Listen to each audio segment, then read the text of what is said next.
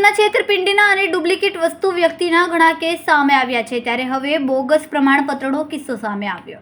કતારગામમાં GPSC થયેલી 25 વર્ષીય યુવતીએ બક્ષી પંચનું પ્રમાણપત્ર મૂકીને સરકારી નોકરીનો લાભ લેવા માટે ડોક્યુમેન્ટનો વેરીફાઈ કરતા પિતાનો બક્ષી પંચનો દાખલો બોગસ હોવાનું સામે આવ્યો હતો.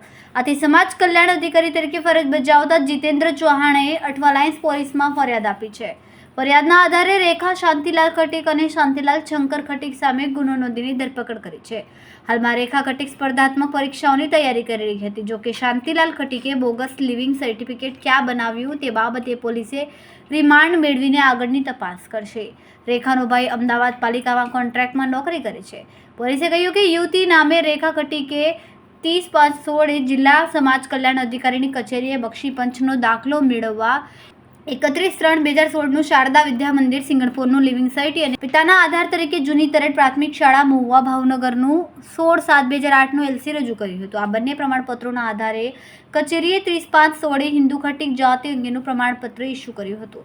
રેખા ખટીકે 2023-24માં નર્મદા જળસંપત્તિ પાણી પુરવઠા અને કલ્પાસર વિભાગ ગાંધીનગર હેઠળની મદદનીશ ઇજનેર વર્ગ 2ની સીધી ભરતી સંદર્ભ ફોર્મ સાથે જાતિના પ્રમાણપત્રની નકલ મૂકી હતી, જેમાં રેખાના બક્ષી પંચના દાખલા અને તેના પિતાની એલસીની ખરાઈ કરતા આ કૌભાંડનો ભાંડો ફૂટ્યો હતો.